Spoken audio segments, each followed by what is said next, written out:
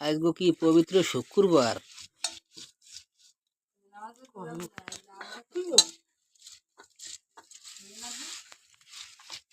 দেখি আম বানাই না খাইতে হবে আজকা শুক্রবার দিন।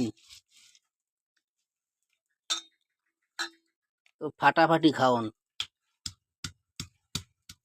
হ্যাঁ, শেষও ভালো করে শেষে দাও, সুন্দর করে তেল মরিচ দিয়া লবণ দিয়ে বানাবা।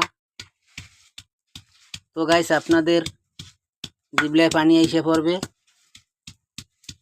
আমি এখন খাবো বানাইয়া।